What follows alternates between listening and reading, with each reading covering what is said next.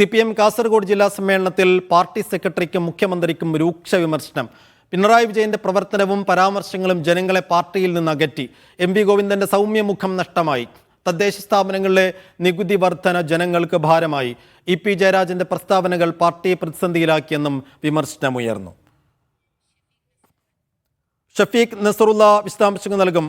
ഷഫീഖ്, ഒരുപക്ഷെ ഇക്കഴിഞ്ഞ ജില്ലാ സമ്മേളനങ്ങളൊക്കെ കമ്പയർ ചെയ്യുമ്പോൾ കുറെ കൂടി ആഴത്തിലുള്ള, കുറെ കൂടി കടുത്ത വിമർശനങ്ങൾ ഉയർന്നത് കാസർഗോഡ് ജില്ലാ സമ്മേളനത്തിലെ പ്രതിനിധികളുടെ ഭാഗത്തു നിന്നാണെന്ന് മനസ്സിലാക്കണം. അത് മുഖ്യമന്ത്രിക്ക് നേരിട്ട് പണിയുണ്ടാക്കുന്ന വിമർശനങ്ങളാണ് പലതും. ഒപ്പം സംസ്ഥാന സെക്രട്ടറിക്കും കാര്യമായ വിമർശനങ്ങൾ ഏൽക്കുന്നുണ്ട്. അപ്പോൾ ഒരു പ്രവർത്തന റിപ്പോർട്ടിൽ ഈ വിമർശനങ്ങളൊക്കെ കടന്നു വരുമെന്ന് കാണേണ്ടതുണ്ടോ? ഇന്നിപ്പോൾ പ്രതിനിധി സമ്മേളനത്തിന്റെ ബാക്കി ഇന്ന് നടക്കുന്നുണ്ടോ? ഇന്നലെ രാവിലെ മുതലാണ് കാഞ്ഞങ്ങാട് വെച്ച് CPM-ന്റെ കാസർഗോഡ് ജില്ലാ സമ്മേളനം ആരംഭിച്ചത്.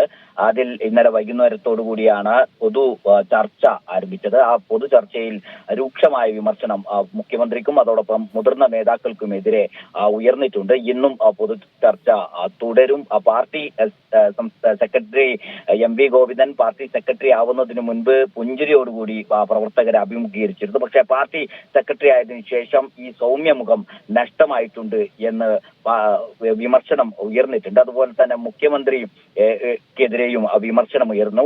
പല സ്വഭാവത്തിൽ സർക്കാർ എടുക്കുന്ന നിലപാടുകൾ പാർട്ടിക്ക് പ്രതിസന്ധി ഉണ്ടാക്കുന്നു എന്ന വിമർശനവും പ്രവർത്തകർ ചൂണ്ടിക്കാണിച്ചിട്ടുണ്ട്.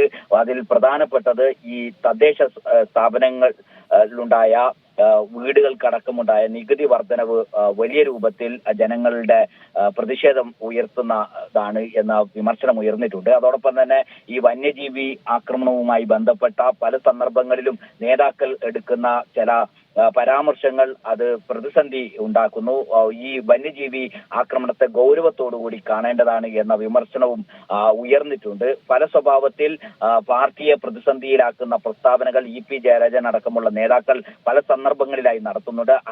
അനവസരത്തിൽ ഉണ്ടാകുന്ന ഇത്തരം പരാമർശങ്ങൾ വലിയ രൂപത്തിൽ പാർട്ടിയെ പ്രതിസന്ധിയാക്കുന്നു. പാർട്ടിയെ പ്രതിസന്ധിയിലാക്കുന്നത് മുതിർന്ന നേതാക്കളുടെ പരാമർശങ്ങളാണ്. പ്രവർത്തകർ വളരെ ആത്മാർത്ഥമായി പാർട്ടിക്ക് വേണ്ടി പണിയെടുക്കുമ്പോഴും പല സന്ദർഭങ്ങളിൽ നേതാക്കളുടെ ഇടപെടലുകൾ ഇത്തരത്തിൽ പ്രതിസന്ധി ഉണ്ടാക്കുന്നു എന്ന വിമർശനം ഉയർന്നിട്ടുണ്ട്. വലിയ കടുത്ത പരാജയങ്ങളിലേക്ക് പാർട്ടിയെ നയിക്കുന്നത് ഇത്തരത്തിൽ നേതാക്കളുടെ ഭാഗത്തുനിന്നുണ്ടാവുന്ന ഗുരുതരമായ ചില പ്രശ്നങ്ങളാണ് എന്ന വിമർശനവും ഉയർന്നിട്ടുണ്ട്.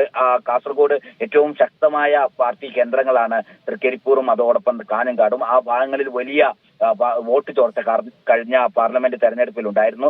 ഈ പാർലമെന്റിൽ തെരഞ്ഞെടുപ്പിലുണ്ടായ വോട്ട് ചോർച്ചയടക്കം ചർച്ചയായി. അത്തരത്തിൽ കാരണം ഈ നേതാക്കൾ പ്രാദേശിക തലത്തിലടക്കമുള്ള നേതാക്കളുടെ ഇടപെടലും ഇതിന് കാരണമാവുന്നു എന്ന വിമർശനവും ഉയർന്നിട്ടുണ്ട്.